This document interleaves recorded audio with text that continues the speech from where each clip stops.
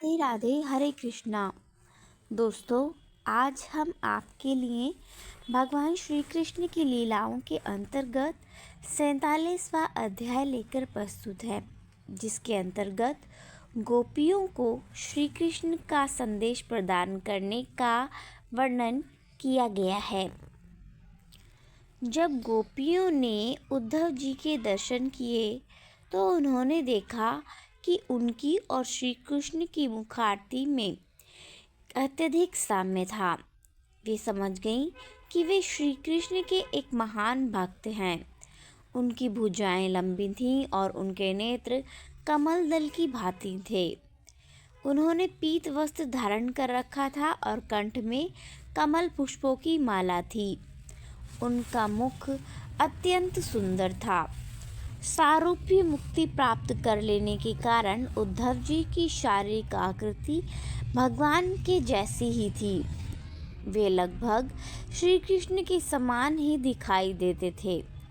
श्री कृष्ण की अनुपस्थिति में गोपियां नियम पूर्वक अपना कर्तव्य समझकर प्रातः काल माता यशोदा के घर आती थीं। उन्हें ज्ञात था कि माता यशोदा तथा नंद महाराज सदा दुख से आतुर रहते हैं। अतः वृंदावन के वयोवृद्ध व्यक्तियों में सर्वश्रेष्ठ नंद व यशोदा के पास आकर उन्हें प्रणाम करना उन्होंने अपना मुख्य कर्तव्य बना लिया था। कृष्ण की सखियों को देखकर नंद जी तथा यशोदा जी दोनों श्री कृष्ण का स्मरण करते थे और संतुष्ट हो जाते थे। गोपियों को भी नंद तथा यशोदा जी के दर्शन करके प्रसन्नता होती थी। जब गोपियों ने देखा कि उद्धव जी शारीरिक अंगों में भी श्री कृष्ण के प्रतिनिधि थे तो उन्होंने विचार किया कि उद्धव जी पूर्ण रूप से श्री भगवान के प्रति शरणागत भक्त होंगे। वे विचार करने लगीं, ये कौन किशोर है जो एकदम श्री कृष्ण के समान दिखता है। श्री कृष्ण के समान ही इनके भी कमल दल से नयन है, वैसी ही उन्नत नासिका और सुंदर मुख है। ये श्री कृष्ण की ही भांति मुस्कुरा भी रहे हैं। प्रत्येक दृष्टि से ये श्याम सुंदर श्री कृष्ण के ही सदृश ही हैं। इनका वेश भी एकदम श्री कृष्ण के ही समान है। ये किशोर कहाँ से आए हैं? वह कौन सौभाग्यवती किशोरी है जिसके ये पति हैं? गोपियाँ इस प्रकार आपस में वार्तालाप करने लगीं। वे उनके विषय में जानने को अत्यंत उत्सुक थीं। चूँकि वे निश्चल ग्राम बालाएं थीं, अतः वे उद्धव जी को घेर कर खड़ी हो गईं। जब गोपियों को ज्ञात हुआ कि उद्धव जी श्री कृष्ण का संदेश लाए हैं तो वे अत्यंत प्रसन्न हो उठीं और उन्हें एकांत स्थान में बुला लिया और उन्हें बैठने के लिए आसन दिया। वे उनसे अत्यंत मुक्त रूप से वार्तालाप करना चाहती थीं। वे नहीं चाहती थीं कि कोई अज्ञात व्यक्ति कोई उलझन उत्पन्न करे। अत्यंत विनम्र भाव से और विनीत शब्दों में उन्होंने उनका स्वागत करते हुए कहा, हमें ज्ञात है कि आप श्री कृष्ण के अत्यंत अंतरंग सखा हैं। इसीलिए उन्होंने अपने माता पिता को धीरज बंधाने के निमित्त आपको वृंदावन भेजा है। हम समझ सकती हैं कि पारिवारिक स्नेह अत्यंत दृढ़ होता है। महान मुनि भी जिन्होंने संन्यास ग्रहण कर लिया है अपने परिवार के सदस्यों के प्रति स्नेह को 100% नहीं त्याग पाते हैं। यदा कदा वे उन्हें याद करते रहते हैं। अतः श्री कृष्ण ने अपने आप को माता पिता के पास भेजा है। अन्यथा वृंदावन में अब उनका कोई प्रयोजन नहीं है। अब वे नगर में हैं। अब वृंदावन ग्राम और गायों की गोचर भूमि के विषय में जानकर उन्हें क्या करना है, इन सब बातों का श्री कृष्ण के लिए अब कोई उपयोग नहीं है, क्योंकि अब वे नगर निवासी हो गए हैं। निश्चय ही अब उन्हें उन व्यक्तियों में से कोई काम नहीं है जो उनके परिवार के सदस्य नहीं हैं। कोई अपने परिवार के बाहर के व्यक्तियों की चिंता क्यों करे? विशेष रूप से दूसरों की पत्नियों से संबद्ध व्यक्ति तभी तक उनमें रुचि रखता है जब तक इंद्रिय तृप्ति की आवश्यकता रहती है। वह उस भ्रमर की भांति है जिसे पुष्पों में तभी तक रुचि है जब तक वह उनका मधु लेना चाहता है। यह अत्यंत मनोवैज्ञानिक एवं स्वाभाविक है कि जैसे ही प्रेमी का धन समाप्त हो जाता है वैसे ही वेश्या की उसमें रुचि भी समाप्त हो जाती है। उसी भांति जब नागरिकों को ज्ञात होता है कि शासन उनकी सुरक्षा करने में असमर्थ है तब वे उस देश को त्याग देते हैं। एक विद्यार्थी अपनी शिक्षा समाप्त करने के पश्चात अपने विद्यालय तथा गुरु से संबंध त्याग देता है। पूजा करने वाले ब्राह्मण अपनी दक्षिणा के पश्चात अपने यजमान को त्याग देते हैं। फल की ऋतु समाप्त होने पर पक्षियों की वृक्ष में भी रुचि समाप्त हो जाती है। किसी मेजबान के गृह में भोजन कर लेने के पश्चात अतिथि उस गृहस्थ से संबंध तोड़ लेता है। दावाग्नि के पश्चात जब वन में हरी घास की कमी हो जाती है तब मृग तथा अन्य पशु उस वन को छोड़ देते हैं। इसी प्रकार एक पुरुष भी अपनी प्रिया सखी का भोग करने के बाद उससे संबंध त्याग देता है।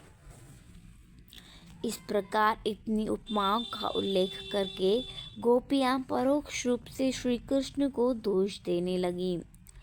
उद्धव जी को ज्ञात था कि वृंदावन की गोपिकाएं केवल श्री कृष्ण और उनकी बाल लीलाओं के चिंतन में ही मग्न थीं।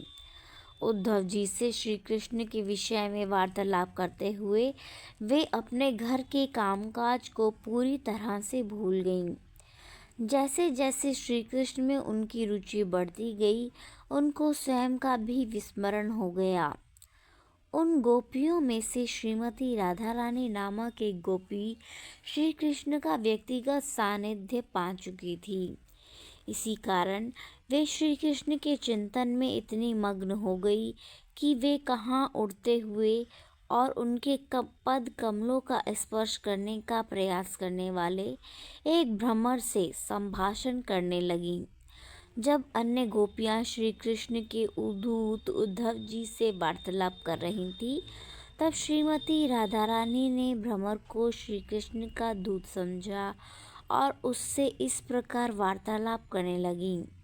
हे भ्रमर, तुम्हें पुष्पों का मधुपान करने का अभ्यास है, अतः तुमने श्री कृष्ण का दूत होने में रुचि प्रकट की है, क्योंकि उनका भी वही स्वभाव है जैसा तुम्हारा है। श्री कृष्ण जब मेरी किसी प्रतिस्पर्धिनी युवती के स्तन का स्पर्श कर रहे थे तब उनकी पुष्पमाला पर कुमकुम लग गया था। वही कुमकुम मैं तुम्हारी मूंछों पर लगा हुआ देख रही हूँ। तुम उस माला का स्पर्श करके अत्यंत अभिमान का अनुभव कर रहे हो और तुम्हारी मूंछें रक्ताभ हो गई हैं। तुम यहाँ मेरे लिए श्री कृष्ण का संदेश लेकर आए हो। तुम मेरे चरण स्पर्श करने को व्याकुल हो, किंतु हे भ्रमर, मैं तुम्हें चेतावनी देती हूँ कि तुम मेरा स्पर्श न करना। तुम अविश्वसनीय स्वामी के अविश्वसनीय सेवक हो। तुम्हारे अविश्वसनीय स्वामी श्री कृष्ण का कोई भी संदेश मुझे नहीं चाहिए। हो सकता है कि श्रीमती राधा रानी ने जानबूझकर श्री कृष्ण के दूत उद्धव जी की आलोचना करने के लिए भ्रमर को इस प्रकार व्यंग करते हुए संबोधित किया हो। परोक्ष रूप से श्रीमती राधा रानी जी ने उद्धव जी को न केवल शारीरिक आकृति में श्री कृष्ण के अनुरूप पाया, अपितु उन्होंने श्री कृष्ण के बराबर ही समझा। इस प्रकार उन्होंने परोक्ष रूप से इंगित किया कि उद्धव जी भी उतने ही अविश्वसनीय हैं जितने कि स्वयं श्री कृष्ण। राधा रानी उन विशिष्ट कारणों को बताना चाहती थीं जिनसे वे श्री कृष्ण तथा उनके दूत से असंतुष्ट थीं। उन्होंने भ्रमर को संबोधित किया, तुम्हारे स्वामी श्री कृष्ण के गुण तुम्हारे जैसे ही हैं। तुम एक पुष्प पर बैठते हो, उसका थोड़ा मधु लेकर तुम तत्काल उड़ जाते हो और किसी दूसरे पुष्प पर बैठकर उसका रसास्वादन करते हो। तुम ठीक अपने स्वामी श्री कृष्ण की भांति हो। उन्होंने मुझे अपने अधरामृत के रसास्वादन का अवसर एक ही बार दिया और फिर मुझे बिल्कुल त्याग कर चले गए। मुझे यह भी ज्ञात है कि नित्य कमलासन पर बैठने वाली भाग्य देवी लक्ष्मी जी सतत श्री कृष्ण की सेवा करती रहती हैं, किंतु मुझे यह ज्ञात नहीं है कि श्री कृष्ण पर इतनी मोहित क्यों हो गई। यद्यपि उनको कृष्ण का वास्तविक चरित्र ज्ञात है, तथापि वे उन पर इतनी अनुरक्त क्यों हैं। हो सकता है कि वे श्री कृष्ण के मीठे शब्दों में इतना फंस गई हों कि वे उनके वास्तविक चरित्र को न समझ सकती हों। जहाँ तक हमारा संबंध है, हम लक्ष्मी जी से अधिक बुद्धिमती हैं। अब श्री कृष्ण अथवा उनके दूत हमें नहीं छल सकते। विशेषज्ञों के मतानुसार भाग्य देवी लक्ष्मी श्रीमती राधा रानी का ही एक अधीनस्थ विस्तार है। जिस प्रकार विष्णु मूर्तियों के रूप में श्री कृष्ण के असंख्य विस्तार हैं, उसी प्रकार उनकी हृदयनी शक्ति राधा रानी के भी लक्ष्मियों के रूप में असंख्य विस्तार है। अतः भाग्य देवी लक्ष्मी जी सदैव ही गोपियों के पद तक उन्नत होने को उत्सुक रहती हैं। श्रीमती राधा रानी ने आगे कहा, अरे मूर्ख भ्रमर, तुम श्री कृष्ण का यशगान करके और मुझे संतुष्ट करके पुरस्कार प्राप्त करना चाहते हो, किंतु यह एक व्यर्थ का प्रयास है। हम गोपियाँ तो पूरी तरह से संपत्ति से विहीन हैं। हम अपने परिवार और घर से दूर हैं। हम श्री कृष्ण के विषय में भली भांति जानती हैं। हमें तुमसे भी अधिक जानकारी है। अतः तुम उनके विषय में जो कुछ भी कहोगे वह हमारे लिए एक पुरानी कहानी के समान होगा। श्री कृष्ण अब नगर में रहते हैं और अर्जुन गोपियों को श्री कृष्ण के सखा के रूप में जाने जाते हैं। अब उनकी अनेक नवीन सखियां हैं और निस्संदेह वे श्री कृष्ण की संगति में अत्यंत प्रसन्न हैं, क्योंकि उनके हृदय की ज्वलंत पीड़ा श्री कृष्ण ने अब दूर कर दी है, अतः वे प्रसन्न हैं। यदि तुम वहां जाकर श्री कृष्ण का यशगान करो तो संभवतः वे प्रसन्न होकर तुम्हें पुरस्कार दें। तुम अपने चाटुकार व्यवहार से मुझे शांत करने का प्रयास कर रहे हो, इसलिए तुमने अपना सिर मेरे चरणों के नीचे रख दिया है, किंतु तुम जो छल करना चाहते हो वह मुझे ज्ञात है। मुझे ज्ञात है कि तुम एक बहुत बड़े छलिया श्री कृष्ण के दूत बनकर आए हो। अतः तुम मेरा पीछा छोड़ दो। मैं समझ सकती हूँ कि तुम दो विरोधियों का पुनर्मिलन कराने में अत्यंत कुशल हो, किंतु तुम्हें भी यह ज्ञात होना चाहिए कि मैं न तो तुम पर भरोसा कर सकती हूँ और न ही तुम्हारे स्वामी श्री कृष्ण पर। हमने केवल श्री कृष्ण के लिए अपना परिवार, पति, संतान तथा संबंधियों का त्याग कर दिया और इसके बदले उन्होंने हमारे प्रति कोई भी आभार नहीं अनुभव किया। अंततोगत्वा हमें उन्होंने पूरी तरह से अकेले छोड़ दिया है। क्या तुम सोच सकते हो कि हम पुनः श्री कृष्ण पर विश्वास करेंगी? हमें ज्ञात है कि श्री कृष्ण नवयुवतियों के संसर्ग के बिना एक क्षण भी नहीं रह सकते हैं। यह उनका स्वभाव है। उन्हें मथुरा में कठिनाई हो रही है, क्योंकि अब वे गांव में भोली भाली ग्वाल बालाओं के मध्य नहीं हैं। श्री कृष्ण अब कुलीन समाज में हैं और उन्हें अन्य नवयुवतियों से मित्रता करने में कठिनाई हो रही होगी। संभवतः तुम यहाँ उनके पक्ष में तर्क करने आए हो। अथवा हमें वहाँ ले जाने के लिए आए हो। किंतु श्री कृष्ण यह अपेक्षा क्यों करते हैं कि हम वहाँ जाएंगी?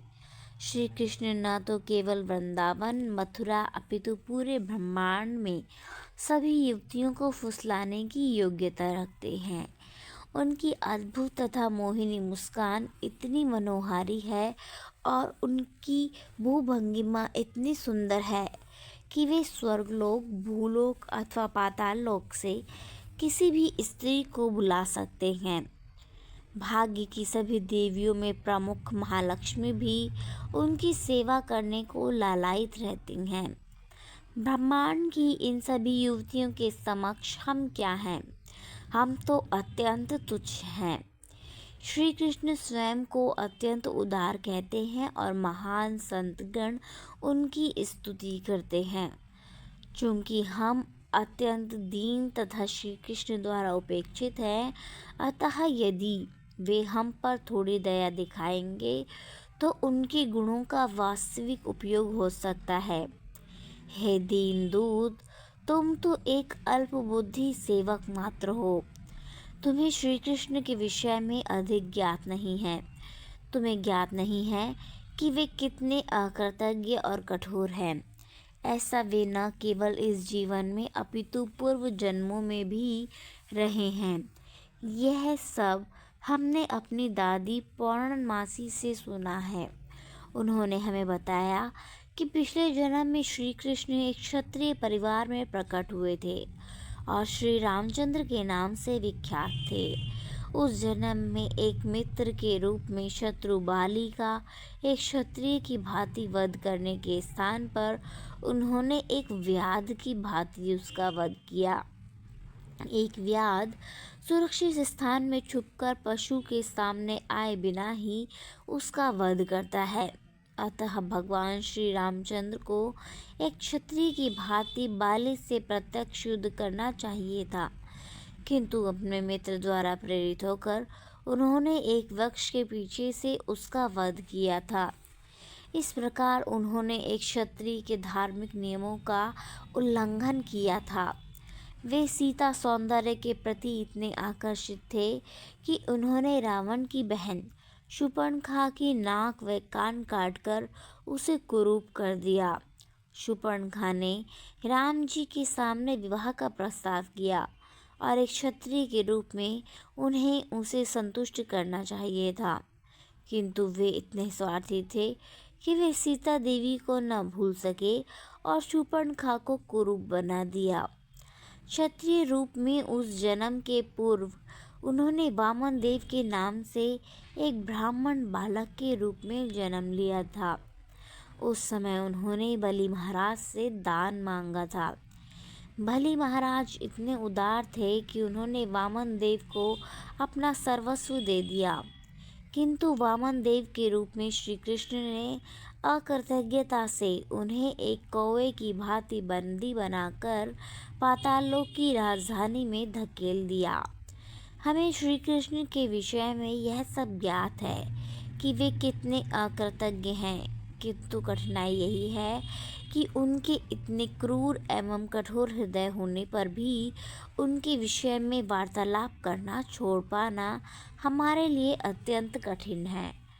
न केवल हम ही वार्तालाप छोड़ने में असमर्थ हैं, अपितु महर्षि व संतगण भी उनके विषय में वार्तालाप करने में संलग्न रहते हैं।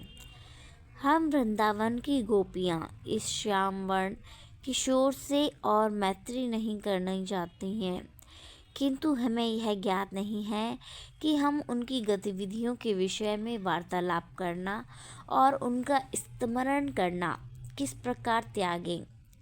चूँकि श्री कृष्ण अद्वितीय हैं, अतः उनका तथाकथित निर्दय चरित्र भी उतना ही आस्वादनीय है जितना कि उनका दयालु चरित्र।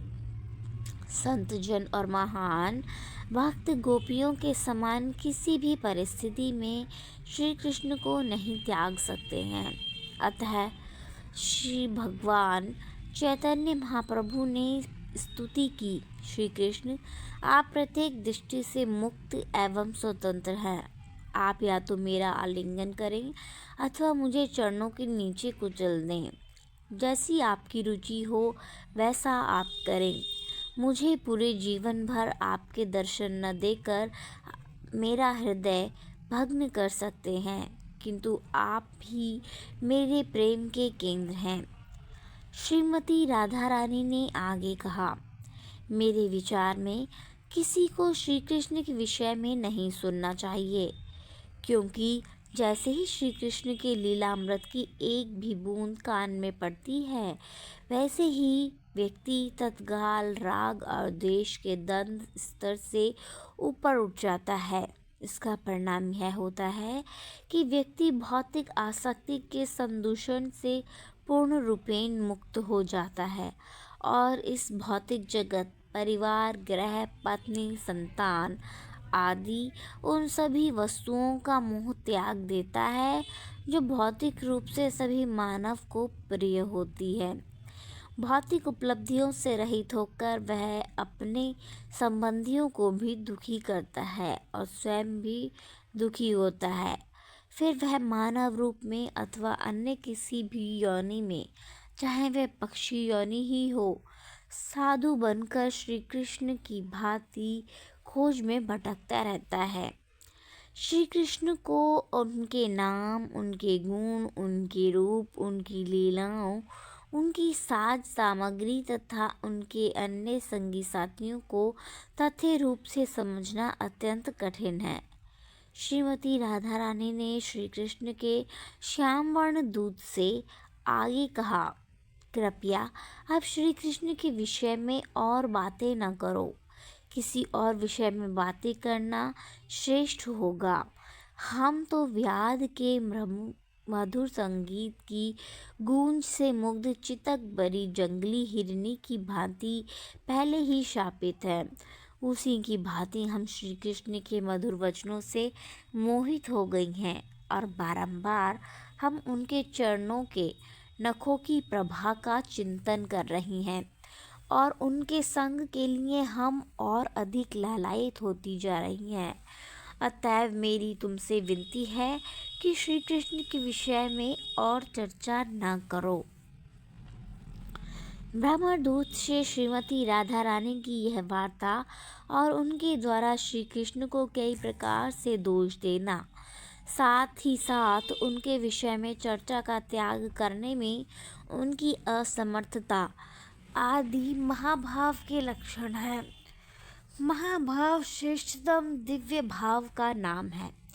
इस महाभाव का प्राकट्य केवल राधा रानी और उनकी सखियों में ही संभव है।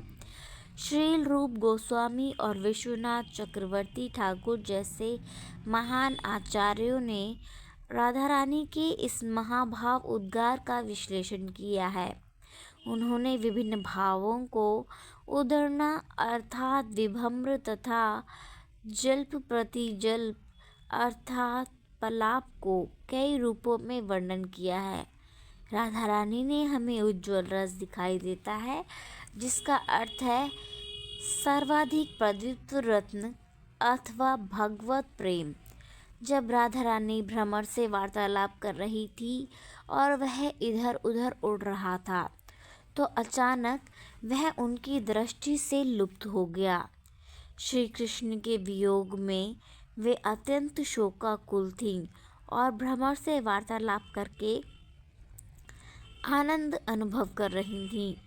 यह सोचकर कि श्री कृष्ण के विरुद्ध जो बातें कर रही थीं, उन्हें श्री कृष्ण को बताने के लिए ब्रह्मदूत संभवतः उनके पास लौट गया हो। राधा रानी विक्षिप्त सी हो गई। उन्होंने सोचा ये बातें सुनकर श्री कृष्ण बहुत दुखी होंगे। इस प्रकार वे एक अन्य प्रकार से भाव में मग्न। इस बीच वह भ्रमर इधर उधर उड़कर पुनः उनके समक्ष प्रकट हो गया। वे विचार करने लगीं, श्री कृष्ण अभी भी मुझ पर कृपालु हैं। दूत द्वारा फूट डालने वाला संदेश लाने पर भी वे इतने दयालु हैं कि उन्होंने मुझे अपने पास बुला लाने के लिए भ्रमर को फिर भेजा है। इस बार श्रीमती राधा रानी अत्यंत सावधान थीं कि वे श्री कृष्ण के विरुद्ध कुछ न कहें। उन्होंने कहा, प्रिय सखा, मैं तुम्हारा स्वागत करती हूँ। श्री कृष्ण इतने दयालु हैं कि उन्होंने तुम्हें पुनः भेज दिया है। श्री कृष्ण इतने दयालु और मेरे प्रति स्नेही हैं कि उनके विरुद्ध मेरा संदेश ले जाने पर भी सौभाग्यवश उन्होंने तुम्हें फिर भेज दिया है। प्रिय सखा, तुम्हारी जो इच्छा हो तुम मुझसे मांग सकते हो। तुम मुझ पर इतने दयालु हो, अतः मैं तुम्हें कुछ भी दे दूंगी। श्री कृष्ण यहाँ आने में असमर्थ हैं, अतः तुम मुझे उनके समीप ले जाने के लिए आए हो। वे मथुरा में नवीन सखियों से घिरे हुए हैं, किंतु तुम तो एक छोटे से प्राणी हो, तुम मुझे कैसे ले जा सकते हो?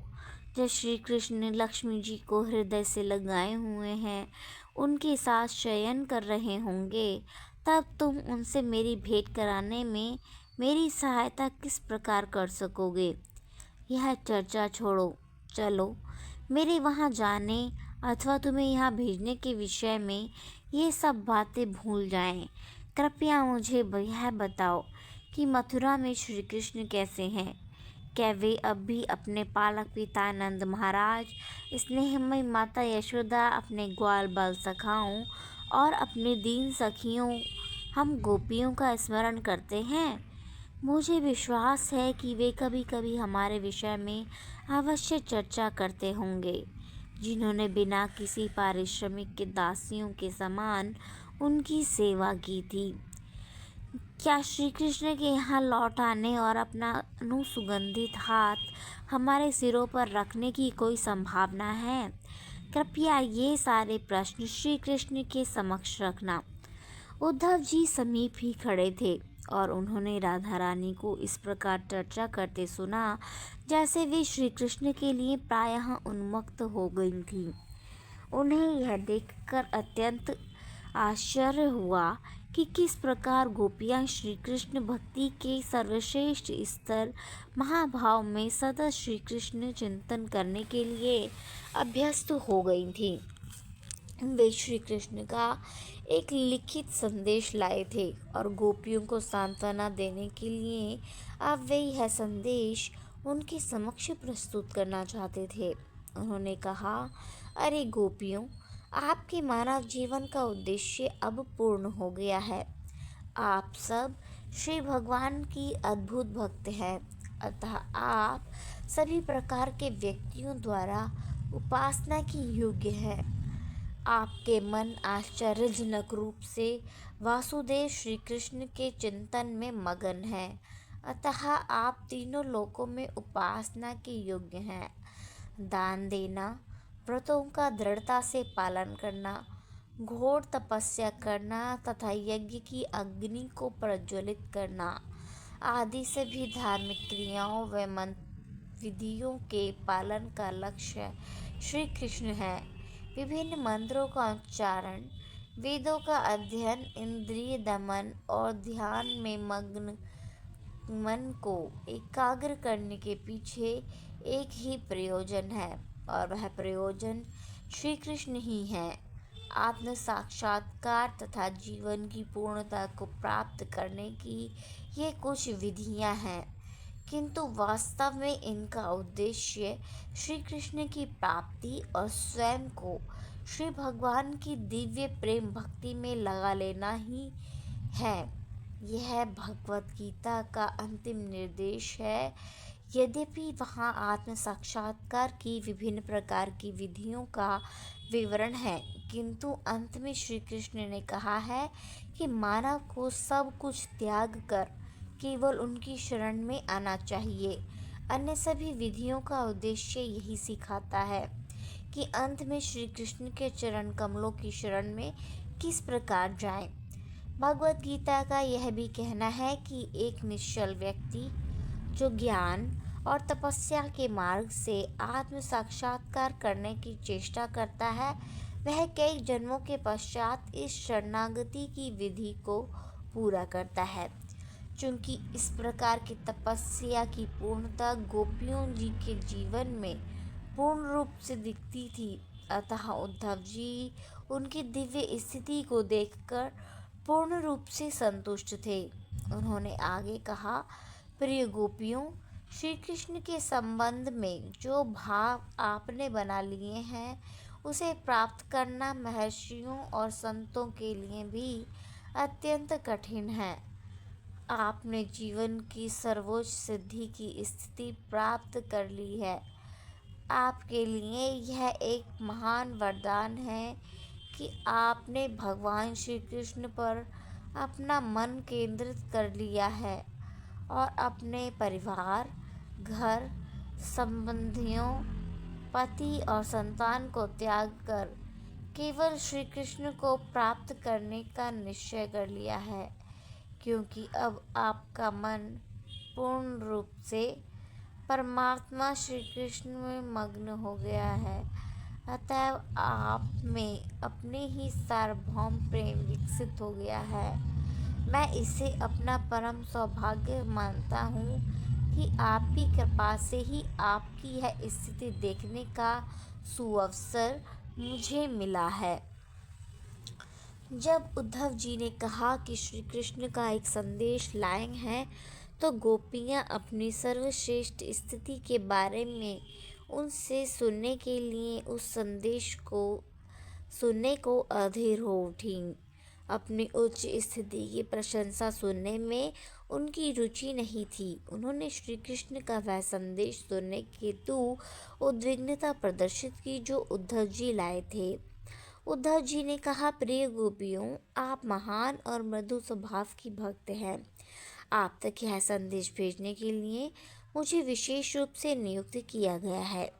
श्री कृष्ण ने मुझे आपके समीप विशेष रूप से भेजा है, क्योंकि मैं उनका सर्वाधिक अंतरंग दास हूँ। श्री कृष्ण का जो लिखित संदेश उद्धव जी लाए थे, उसे उन्होंने गोपियों को नहीं दिया, अपितु स्वयं ही उसे उनके समक्ष पढ़कर सुनाया। वह संदेश अत्यंत गंभीरता से लिखा हुआ था, जिससे कि न केवल गोपियाँ अपितु समस्त प्रयोगवादी दार्शनिक भी समझ सकें कि शुद्ध भगवत प्रेम किस प्रकार भगवान की विभिन्न शक्तियों से स्वाभाविक रूप से जुड़ा हुआ है। वैदिक ज्ञान से यह ज्ञात होता है कि भगवान अनेक शक्तियों से युक्त हैं। परास्य शक्ति वृद्धि श्रूयते। गोपियाँ श्री कृष्ण की इतनी अंतरंग सखियाँ थीं कि उन्हें संदेश लिखते समय वे अत्यंत द्रवित हो गए थे और स्पष्ट रूप से नहीं लिख पाए। बृहस्पति के शिष्य उद्धव जी की बुद्धि अत्यंत तीव्र थी, अतः लिखित संदेश गोपियों को देने के स्थान पर उन्होंने उचित समझा दिया कि वे स्वयं ही उसे पढ़कर सुना दें और उसकी व्याख्या भी कर दें। उद्धव जी ने आगे कहा, ये श्री भगवान के शब्द हैं। प्रिय गोपियों, मेरी प्रिय सखियों, कृपया यह समझ लो कि किसी भी काल, स्थान अथवा स्थिति में हम लोगों के मध्य वियोग असंभव है, क्योंकि मैं सर्वव्यापी हूँ। श्री कृष्ण की इस सर्वव्यापकता को भगवद गीता के 7वें और 9वें अध्याय में स्पष्ट किया गया है। 9वें अध्याय में श्री कृष्ण अपने निर्विशेष पक्ष में सर्वव्यापी बताए गए हैं। सब कुछ उन्हीं में अवस्थित है, किंतु वे व्यक्तिगत रूप से सर्वत्र उपस्थित नहीं हैं। 7वें अध्याय में कहा गया है कि पंचभूत पृथ्वी, जल, अग्नि, समीर व गगन तथा 3 सूक्ष्म तत्व मन, बुद्धि तथा अहंकार सभी श्री कृष्ण की अपरा शक्तियाँ हैं, किंतु एक दूसरी पराशक्ति भी है जिसे जीव कहते हैं। जीव भी प्रत्यक्ष रूप से श्री कृष्ण के विभिन्न अंश हैं। अतः श्री कृष्ण प्रत्येक वस्तु के भौतिक और आध्यात्मिक दोनों कारण हैं। वे कारण और कार्य रूप में प्रत्येक वस्तु में मिले हुए हैं। न केवल गोपियाँ अपितु सभी जीव सभी परिस्थितियों में अपृथक रूप से श्री कृष्ण से संबंधित हैं, किंतु गोपियाँ श्री कृष्ण से पूर्ण रूपेण सहयोग भावना से युक्त संबंध रखती हैं, जबकि माया से प्रभावित अन्य जीव श्री कृष्ण का विस्मरण कर देते हैं और स्वयं को श्री कृष्ण से असंबद्ध और पृथक मानते हैं। वे सोचते हैं कि श्री कृष्ण से उनका कोई संबंध नहीं है और वे स्वाधीन हैं। अतएव कृष्ण प्रेम और कृष्ण भावनामृत वस्तुओं को यथारूप समझने के वास्तविक ज्ञान की सिद्ध व्यवस्था है। हमारा मन कभी भी रिक्त नहीं रह सकता है। मन सतत रूप से किसी न किसी विचार से पूर्ण रहता है और इस विचार का विषय श्री कृष्ण की शक्ति के 8 तत्वों की परिधि से बाहर नहीं हो सकता है। जो व्यक्ति विचारों के इस दार्शनिक पक्ष को जान लेता है वह वास्तव में बुद्धिमान है। वह श्री कृष्ण की शरण में चला जाता है। गोपियाँ ज्ञान की इस सिद्धावस्था का एक आदर्श सारांश है। वे केवल अनुमान कर्मी नहीं हैं, उनके मन सदैव श्री कृष्ण में लगे रहते हैं। मन श्री कृष्ण की शक्ति के अतिरिक्त और कुछ नहीं है। वास्तव में विचार, अनुभव तथा इच्छा कर सकने वाला कोई भी प्राणी श्री कृष्ण से अलग नहीं किया जा सकता है। किंतु जिस स्तर पर श्री कृष्ण के साथ अपने सनातन संबंध को समझ सकता है उस स्तर को कृष्ण भावनामृत कहा जाता है। ऐसी रोगग्रस्त अवस्था जिसमें श्री कृष्ण से अपने सनातन संबंध को नहीं समझ सकता है एक दूषित अवस्था अथवा माया है। चूंकि गोपियाँ शुद्ध दिव्य ज्ञान के स्तर पर अवस्थित हैं, अतएव उनके मन सदैव कृष्ण भक्ति से पूर्ण रहते हैं। उदाहरणार्थ, जिस प्रकार अग्नि तथा वायु में कोई पृथकता नहीं है, उसी भांति श्री कृष्ण और जीव भी पृथक नहीं है। जब जीव श्री कृष्ण को भूल जाता है तब वह अपनी सामान्य दिशा में नहीं होता। जहाँ तक गोपियों का संबंध है, श्री कृष्ण सदैव चिंतन करने के कारण वे ज्ञान की पूर्णता के सर्वोच्च स्तर पर स्थित हैं। तथाकथित प्रयोगवादी दार्शनिक कभी कभी सोचते हैं कि भक्ति मार्ग अल्प बुद्धि के व्यक्तियों के लिए है, किंतु जब तक तथाकथित ज्ञान मार्गी भक्ति का अवलंबन नहीं लेते हैं, उनका ज्ञान निश्चित रूप से अशुद्ध और अपूर्ण है। वस्तुतः श्री कृष्ण ने अपने सनातन संबंध को भूल जाने की स्थिति वियोग है, किंतु वह भी भ्रमात्मक है क्योंकि वास्तव में कोई वियोग नहीं है। गोपियाँ कभी भी श्री कृष्ण से विलग नहीं हुई थीं। दार्शनिक दृष्टिकोण से कोई भी वियोग नहीं था। उद्धव श्री कृष्ण का संदेश पढ़ते रहे, जगत भी श्री कृष्ण से विलग नहीं है, मुझसे अलग कुछ भी नहीं है, संपूर्ण सृष्टि मुझ पर आश्रित है और मुझसे अलग कुछ भी नहीं है। सृष्टि के पूर्व भी मैं था। इस बात की पुष्टि वैदिक साहित्य में भी की गई है। एको नारायण आसीन, न ब्रह्मा न ईशानः। सृष्टि से पूर्व केवल श्री नारायण थे, न तो ब्रह्मा थे न ही शिव। संपूर्ण सृष्टि का संचालन प्रकृति के 3 गुणों के द्वारा होता है। कहा जाता है कि ब्रह्मा के जो रजोगुण के अवतार हैं, इस ब्रह्मांड की रचना की, किंतु ब्रह्मा गौण रचयिता हैं, मूल रचयिता तो श्री नारायण हैं। इसकी पुष्टि शंकराचार्य ने भी की है। नारायणः परो अव्यक्तात्। नारायण इस सृष्टि से परे हैं, दिव्य हैं। इस प्रकार इस सृष्टि के भीतर कुछ भी कृष्ण से पृथक नहीं है। श्री कृष्ण विभिन्न अवतारों में अपना विस्तार करके समस्त सृष्टि की रचना करते हैं, उसका पालन करते हैं और संहार करते हैं। सब कुछ श्री कृष्ण है और सब कुछ श्री कृष्ण पर निर्भर है, किंतु भौतिक शक्ति में उनकी प्रतीति नहीं होती है। अतः इसे माया अथवा भ्रम कहा जाता है। किंतु आध्यात्मिक शक्ति में पग पग पर परिस्थितियों में श्री कृष्ण के दर्शन होते हैं। ज्ञान की इस पूर्णता की स्थिति की प्रतिनिधित्व गोपियाँ करती हैं। सृष्टि पूर्ण रूप से श्री कृष्ण पर निर्भर है, किंतु वे सदैव पृथक रहते हैं। उसी भांति जीव भी अपने भौतिक और बद्ध जीवन से पृथक है। यद्यपि आध्यात्मिक अस्तित्व के आधार पर भौतिक शरीर का विकास हुआ है, भगवद गीता में समस्त जीवों की माता श्री कृष्ण को पिता के रूप में स्वीकार किया गया है। जिस प्रकार माता पिता के गर्भ में इंजेक्शन देकर जीव का गर्भाधान करता है, उसी भांति श्री कृष्ण ने सभी जीवों को भौतिक प्रकृति के गर्भ में इंजेक्शन देकर स्थापित किया है। अपने विविध कर्म फलों के अनुसार वे विभिन्न प्रकार का शरीर ग्रहण करते हैं, किंतु जीव सभी परिस्थितियों में इस बद्ध भौतिक जीवन से पृथक हैं। यदि हम केवल अपने शरीरों का ही अध्ययन करें तो हम समझ सकते हैं कि किस प्रकार जीव शारीरिक आवरण से सदैव पृथक है। शरीर की प्रत्येक क्रिया प्रकृति के तीनों गुणों की पारस्परिक अंतःक्रिया के कारण होती है। प्रत्येक क्षण हमें शरीर में अनेक परिवर्तन होते दिखाई देते हैं, किंतु आत्मा इन सभी परिवर्तनों से पृथक है। कोई भी प्रकृति के कार्यों की न तो सृष्टि कर सकता है, न नष्ट कर सकता है और न इसमें हस्तक्षेप कर सकता है। अतएव जीव भौतिक शरीर में फंस जाता है और जागृति, सुषुप्ति तथा चेतनाहीन नामक 3 दशाओं में बद्ध हो जाता है।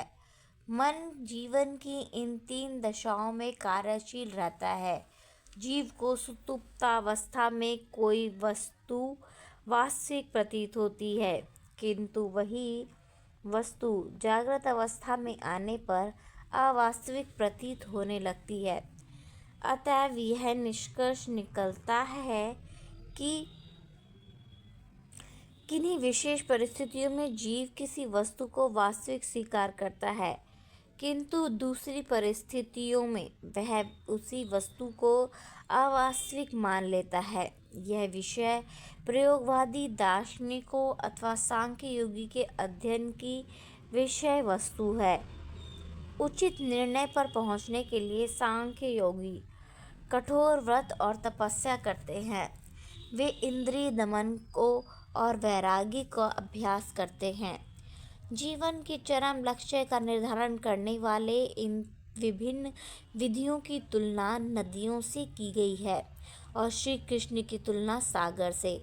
जैसे सभी नदियाँ सागर की ओर प्रभावित होती हैं, उसी भांति ज्ञान प्राप्ति के सभी प्रयास श्री कृष्ण की ओर जाते हैं।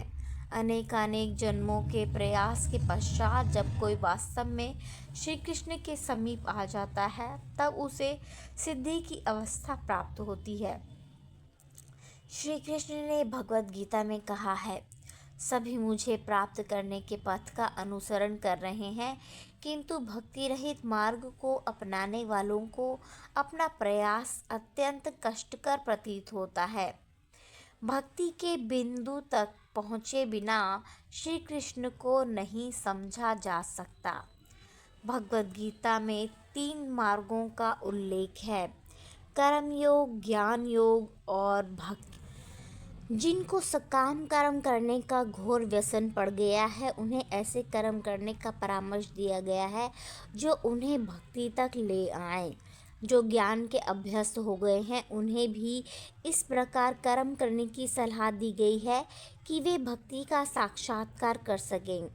कर्म योग साधारण कर्म से भिन्न है और ज्ञान योग साधारण ज्ञान से भिन्न है।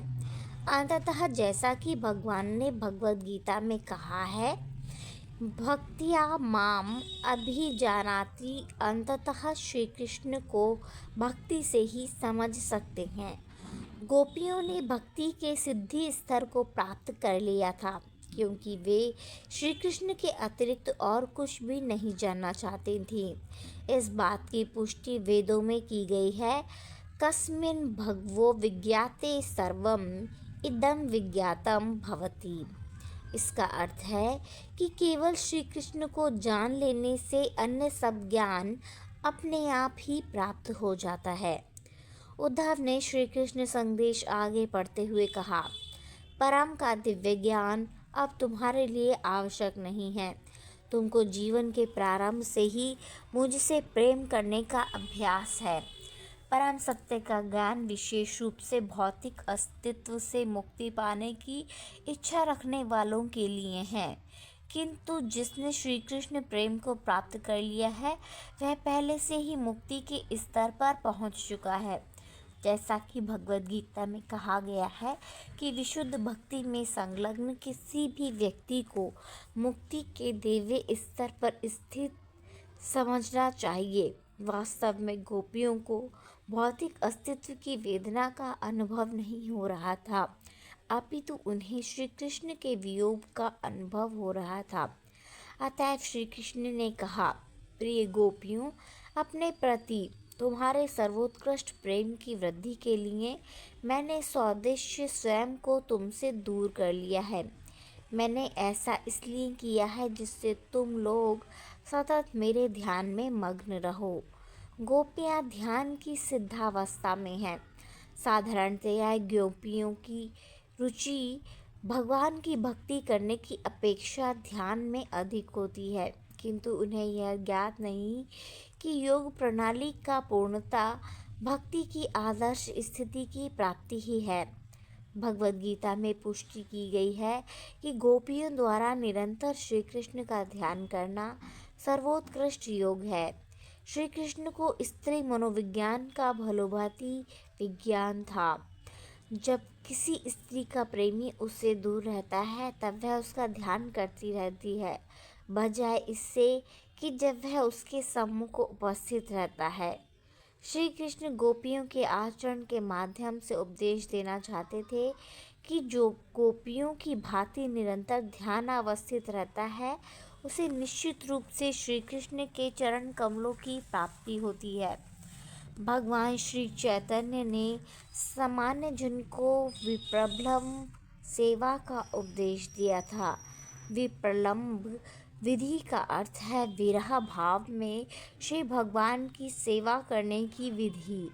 षड गोस्वामियों ने भी गोपियों की भांति विरह भाव में श्री कृष्ण की उपासना करने की शिक्षा दी थी।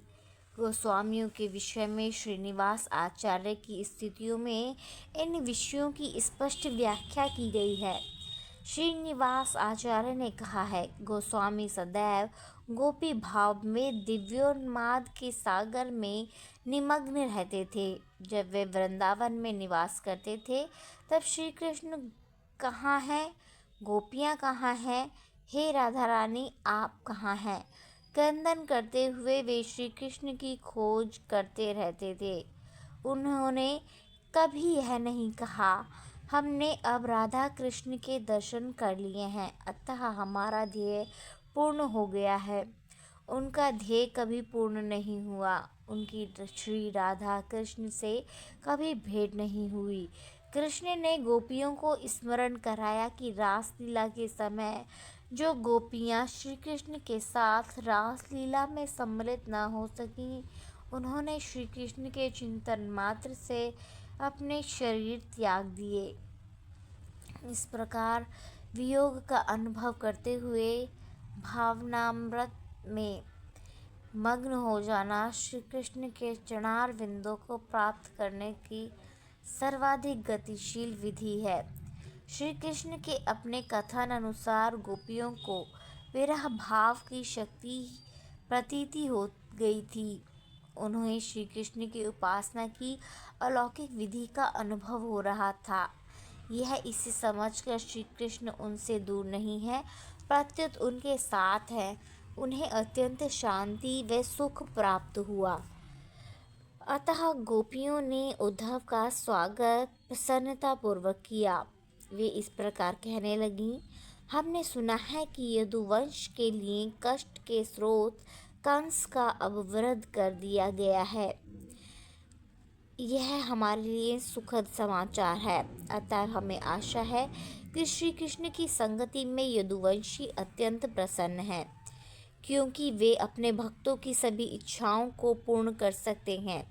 प्रिय उद्धव जी, कृपया हमें बताइए कि मथुरा की कुलीन और सुसंस्कृत युवतियों के मध्य रहते हुए श्री कृष्ण कभी हमारे विषय में सोचते हैं अथवा नहीं।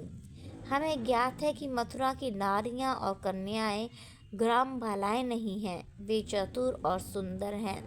उनके लज्जापूर्ण और स्मृति युक्त दृष्टि निक्षेप और अन्य स्त्रियोचित लक्षण श्री कृष्ण को अत्यंत मुदित करते होंगे।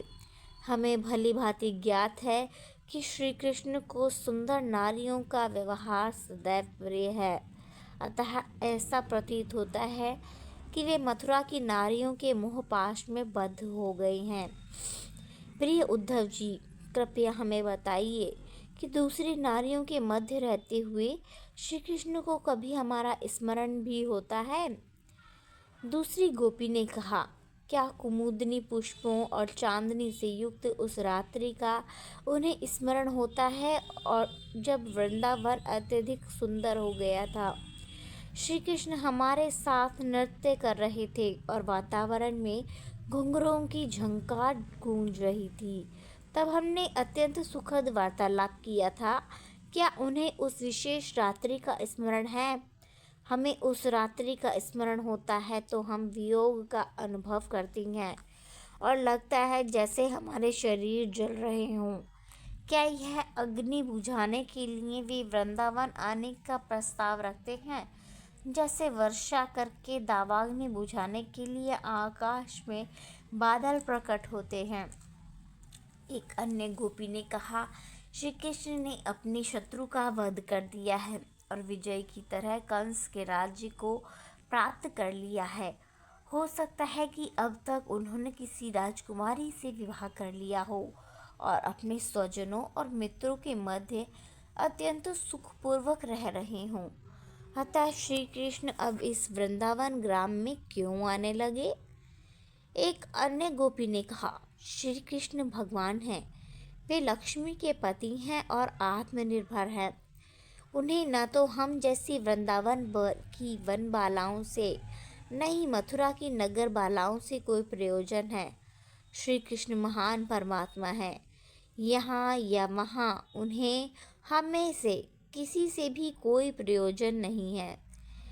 एक अन्य गोपी ने कहा, श्री कृष्ण के वृंदावन में हमारे पास लौट आने की अपेक्षा करना हमारी एक अनुचित आशा है।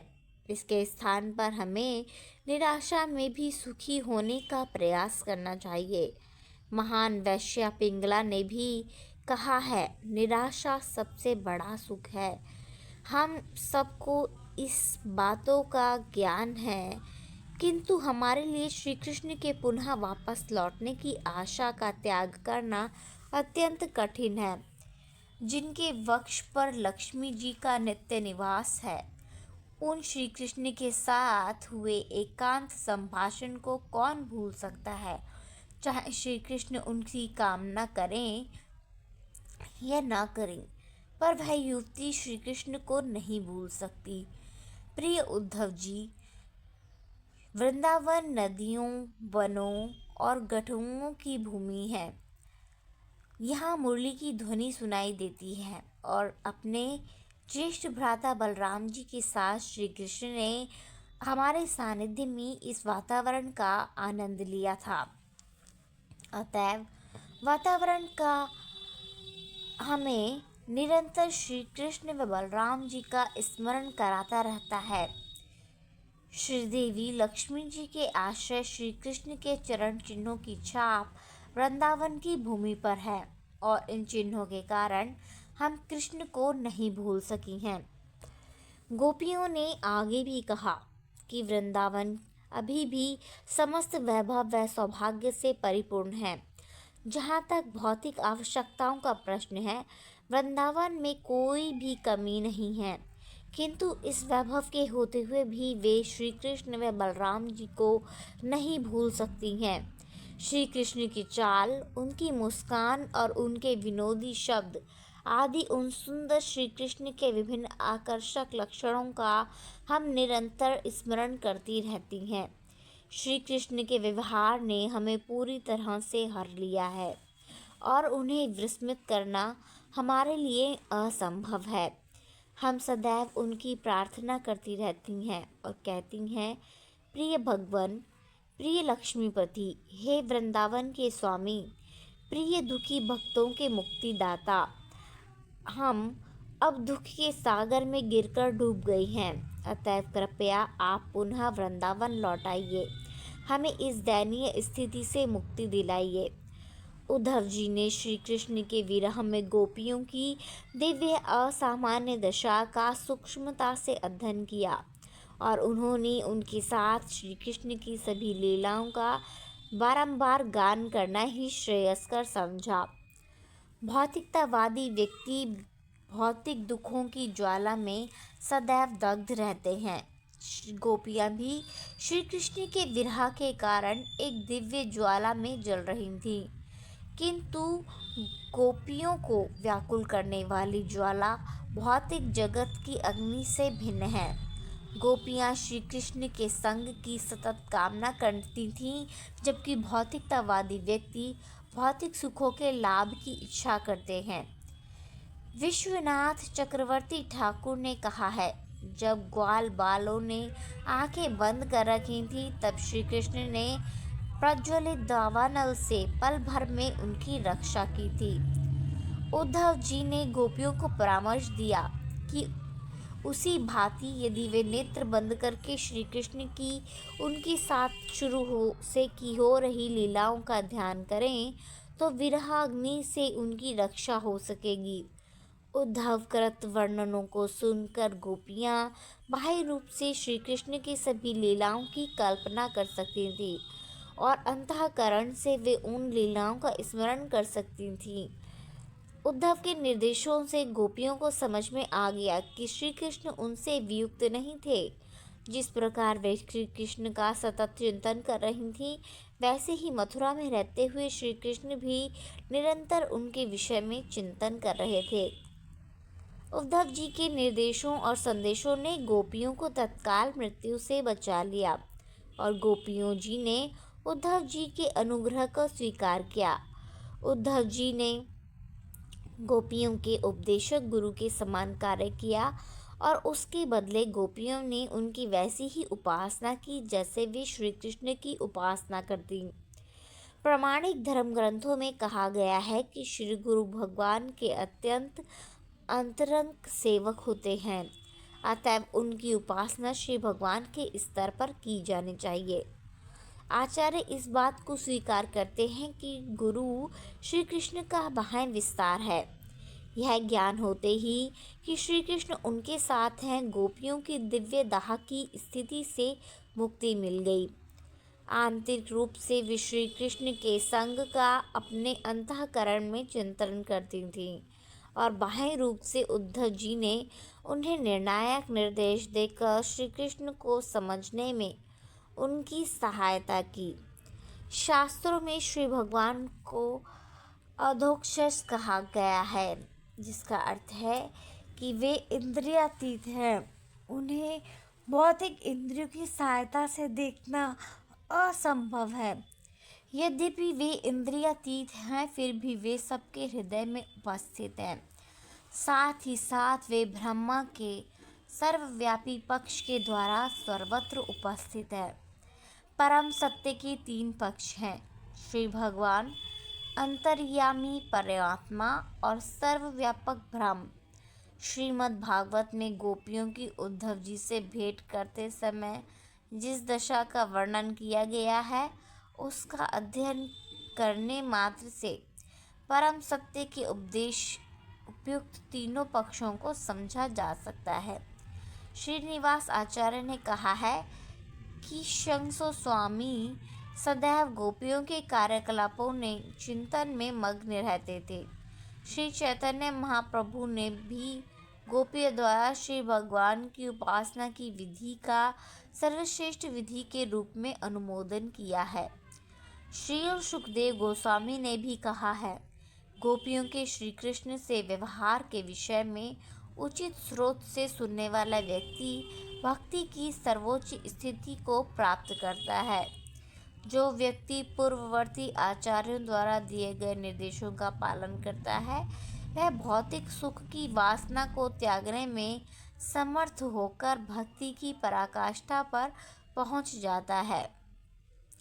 सभी गोपियों को उद्धव जी के उपदेशों से सांत्वना प्राप्त हुई और उन्होंने उद्धव जी से कुछ दिन और वृंदावन में निवास करने की विनती की। उद्धव जी उनके प्रस्ताव से सहमत हो गए और न केवल कुछ दिन अपितु कुछ माह के लिए वहां रुक गए। उद्धव जी सदैव गोपियों को श्री कृष्ण के दिव्य संदेश तथा उनकी लीलाओं के चिंतन में गोपियों को ऐसा प्रतीत होता था मानो उन्हें प्रत्यक्ष श्री कृष्ण की संगति का लाभ मिल रहा हो। जब तक उद्धव जी वृंदावन में रहे, वहाँ के निवासियों ने उनकी संगति का आनंद उठाया। जब वे श्री कृष्ण के कार्यकलापों की चर्चा करते थे तो दिवस क्षणों के समान व्यतीत हो जाते थे।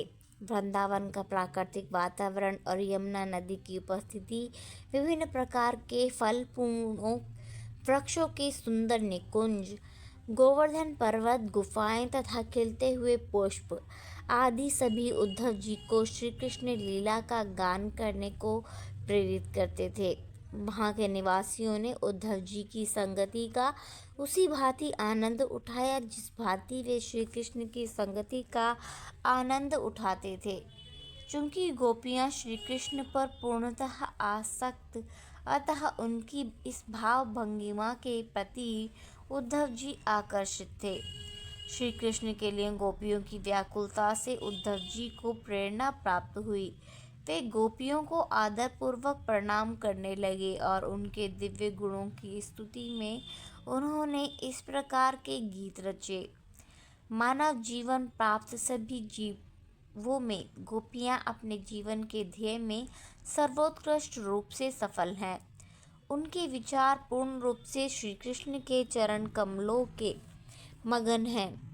मुक्तिदाता मुकुंद श्री कृष्ण के चरण कमलों पर ध्यान केंद्रित करने का प्रयास महर्षि और हम सभी भी करते हैं, किंतु गोपियों ने श्री कृष्ण को प्रेम से अंगीकार कर लिया है, अतः उन्हें सहज ही इस बात का अभ्यास हो गया है।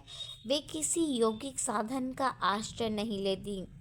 इस सब से यह निष्कर्ष निकलता है कि जिस व्यक्ति ने जीवन में गोपियों जैसी स्थिति प्राप्त कर ली है, उसे न भगवान ब्रह्मा के रूप में अथवा ब्राह्मण परिवार में जन्म लेना पड़ता है और न ही ब्राह्मण की दीक्षा लेनी पड़ती है। श्री उद्धव जी ने भगवद गीता में श्री कृष्ण भगवान के निम्नलिखित वचनों की पुष्टि की। उचित प्रयोजन से श्री कृष्ण की शरण में आने वाला, चाहे शूद्र हो अथवा स्त्री हो अथवा निम्न वर्ण का हो, उसे जीवन का सर्वोच्च लक्ष्य प्राप्त होगा। गोपियों ने समस्त जगत के लिए भक्ति का एक मानदंड स्थापित कर दिया है। श्री कृष्ण का निरंतर चिंतन करके गोपियों के चरण चिन्हों पर चलकर व्यक्ति आध्यात्मिक जीवन की सर्वोच्च सिद्धावस्था को प्राप्त कर सकता है। गोपियों का जन्म किसी अत्यंत सुसंस्कृत परिवार में नहीं हुआ। वे अहीर पुत्रियां थीं, फिर भी उन्होंने सर्वोच्च श्री कृष्ण प्रेम को विकसित कर लिया था। कृष्ण जो परमात्मा हैं, परमेश्वर हैं, पर ब्रह्म है। आत्म साक्षात्कार अथवा भगवत साक्षात्कार के लिए उच्च कुल में जन्म लेना आवश्यक नहीं है। इसके लिए केवल भगवत प्रेम को विकसित करने की आवश्यकता होती है। कृष्ण भावनामृत में सिद्धि प्राप्त करने के लिए परमानंद श्री कृष्ण की प्रेममयी सेवा में निरंतर संलग्न रहने के अतिरिक्त किसी योग्यता की आवश्यकता नहीं होती। श्री कृष्ण समस्त सुख के सागर हैं और सर्वोत्कृष्ट अमृत हैं। कृष्ण भावनामृत को अपनाने का प्रभाव अमृत पान करने की भांति ही है। चाहे इस ज्ञान हो अथवा ना हो, इसका प्रभाव तो होगा ही। कृष्ण भावनामृत का क्रियाशील सिद्धांत बिना यह विचार किए कोई कहाँ और कैसे जन्मा है, सर्वत्र प्रकाशित होगा। जो कोई कृष्ण भावनामृत को अपनाएगा, उस पर श्री कृष्ण निस्संदेह अपनी कृपा दृष्टि करेंगे। उद्धव जी ने आगे कहा, अहीरों के कुल में जन्म लेने पर भी गोपियों को श्री कृष्ण की जो परम कृपा प्राप्त हुई थी, वह स्वयं लक्ष्मी जी को भी कभी प्राप्त नहीं हुई। निस्संदेह उन स्त्रियों को भी नहीं प्राप्त हुई जिनके शरीर से कमल जैसी सुगंध निकलती है। गोपियाँ इतनी भाग्यवती हैं कि रासलीला के समय श्री कृष्ण ने स्वयं अपनी भुजाओं से उनका आलिंगन किया था। श्री कृष्ण ने उनका प्रत्यक्ष चुम्बन लिया था। गोपियों के अतिरिक्त यह सौभाग्य प्राप्त करना तीनों लोकों में किसी भी स्त्री के लिए संभव नहीं है। अतः मैं वृंदावन में एक पौधे अथवा लता के रूप में जन्म लेना चाहता हूँ, जो इतने सौभाग्यशाली हैं कि गोपियाँ उन्हें अपने पाँव से लांघती हैं। गोपियों ने मुक्तिदाता कृष्ण मुकुंद की, जिन्हें महर्षि मुनि ढूंढते रहते हैं, अत्यंत प्रेम से सेवा की है। उनके लिए गोपियों ने सब कुछ त्याग दिया, अपना परिवार, अपनी संतान, अपनी सखियां, अपने घर बार तथा सभी संसार की आसक्ति। उद्धव जी गोपियों की इस उन्नत स्थिति का महत्व समझते थे और उनके चरणों पर गिर गिर कर चरण रज को शिरोधार्य करना चाहते थे, किंतु गोपियों से उनकी चरण रज मांगने का उन्हें कोई साहस नहीं होता था। उन्हें भय था वे संभवतः इसके लिए सहमत नहीं होंगी। अतएव उनकी इच्छा थी कि गोपियों को ज्ञात हुए बिना वे उनकी पद धूलि लेकर सिर पर लगा लें और वृंदावन की भूमि पर तुच्छ घास अथवा वनस्पति बन जाएं। गोपियाँ श्री कृष्ण के प्रति इतनी आकर्षित थीं कि जब वे उनकी मुरली का स्वर सुनती थीं तो तत्काल ही वे अपनी परिवार, संतान, सम्मान और स्त्री सुलभ लज्जा को त्याग कर उधर दौड़ जाती थीं जहाँ श्री कृष्ण खड़े रहते थे। उन्हें इसका भी ध्यान नहीं रहता था कि वे जिस पथ पर जा रही हैं अथवा वन में तथा अदृश्य रूप से वृंदावन की छोटी घास तथा वनस्पतियों को उनकी चरण रज प्राप्त हो जाती थी। उद्धव जी को साहस नहीं होता था कि वे गोपियों की चरण रज को जीवन में सिर पर लगाएं। अतः उन्होंने अगले जन्म में वृंदावन में घास अथवा वनस्पति बनने की कामना की, तब उन्हें गोपियों की चरण धूलि लेने का अवसर मिल सकेगा। उद्धव जी गोपियों के असामान्य सौभाग्य की सराहना करते थे, जिन्होंने श्री कृष्ण के पद कमलों को अपने उन्नत और सुंदर स्तनों पर स्थापित करके स्वयं को सभी प्रकार के भौतिक दूषणों और चिंताओं से मुक्त कर लिया था। श्री कृष्ण के चरण कमलों की उपासना न केवल श्रीमद् लक्ष्मी जी करती हैं, अपितु ब्रह्मा, शिवादि और उच्च कोटि के देवता भी उनकी वंदना करते हैं और जिनके पदार विंदों का उन महान योगी भी अंतःकरण में ध्यान करते हैं। इस प्रकार उद्धव जी ने प्रार्थना की कि वे उन गोपियों के चरण कमल की धूल से निरंतर सम्मानित हो सकें, जिनके द्वारा श्री कृष्ण की दिव्य लीलाओं का ज्ञान तीनों लोकों में प्रसिद्ध हो चुका है। वृंदावन में कुछ दिन रहने के उपरांत उद्धव जी ने श्री कृष्ण के पास लौटने की इच्छा व्यक्त की और नंद महाराज तथा यशोदा जी से जाने की अनुमति मांगी। गोपियों से विदा लेने के लिए उन्होंने उनसे भी भेंट की और उनकी भी अनुमति लेने के पश्चात मथुरा जाने के लिए वे अपने रथ पर सवार हो गए। जब उद्धव जी जाने के लिए तत्पर थे तब नंद महाराज तथा यशोदा सहित वृंदावन के सभी निवासी उन्हें विदा करने के लिए वहां आए और उन्हें वृंदावन की अनेक प्रकार की मूल्यवान वस्तुएं उपहार स्वरूप दी। श्री कृष्ण के प्रति प्रगाढ़ आसक्ति के कारण अश्रुपूरित नयनों के साथ उन्होंने अपनी भावनाओं को अभिव्यक्त किया। वे सभी उद्धव जी का आशीर्वाद चाहते थे। उनकी कामना थी कि सदैव श्री कृष्ण के यशस्वी कार्यकलापों का स्मरण करते रहें।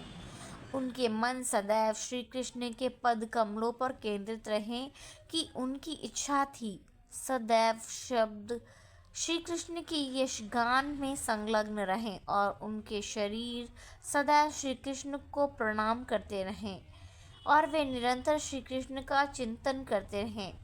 वृंदावन वासियों की यह प्रार्थना सर्वोत्कृष्ट प्रकार का आत्म साक्षात्कार है। इसकी विधि अत्यंत सरल है। मन सतत श्री कृष्ण के चरणार विंदों में केंद्रित रहे, किसी अन्य विषय पर किए गए बिना निरंतर श्री कृष्ण के विषय में ही चर्चा रहे और शरीर निरंतर श्री कृष्ण की सेवा में संलग्न रहे। विशेष रूप से इस मानव जीवन में व्यक्ति को अपना जीवन, साधन, वचन और बुद्धि सभी को भगवान की सेवा में लगा देना चाहिए।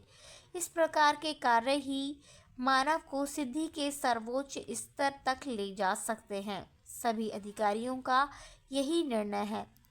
वृंदावन के निवासियों ने कहा, भगवत इच्छा तथा अपने कर्म फल के अनुसार हम जहाँ कहीं भी जन्म लें, इससे कोई अंतर नहीं पड़ता है, किंतु हमारी एकमात्र प्रार्थना है कि हम केवल कृष्ण भावनामृत में संलग्न रहें। भगवान श्री कृष्ण के शुद्ध भक्त कभी भी स्वर्ग या वैकुंठ लोक अथवा गोलोक वृंदावन गमन की कामना नहीं करते हैं, क्योंकि अपनी व्यक्तिगत संतुष्टि के हेतु उनकी कोई इच्छा नहीं होती है। शुद्ध भक्त स्वर्ग और नरक को एक समान समझता है। श्री कृष्ण के बिना स्वर्ग भी नरक के सदृश है और श्री कृष्ण के साथ नरक भी स्वर्ग है। जब उद्धव जी का वृंदावन के शुद्ध भक्तों द्वारा समुचित आदर कर लिया गया, तब वे अपने स्वामी श्री कृष्ण के पास वृंदावन लौट आए।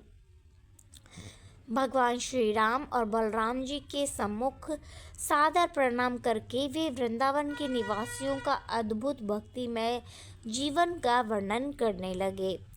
तब वृंदावन के वासियों ने उन्हें जो भी उपहार दिए थे, वे सब उद्धव जी ने श्री कृष्ण के पिता वसुदेव जी और श्री कृष्ण के नाना उग्रसेन जी को अर्पित कर दिए। इस प्रकार लीला सरोजतम भगवान श्री कृष्ण के अंतर्गत गोपियों को श्री कृष्ण का संदेश प्रदान करना नामक 47वें अध्याय का भक्ति वेदांत तात्पर्य संपूर्ण हुआ। राधे राधे। हरे कृष्णा। धन्यवाद।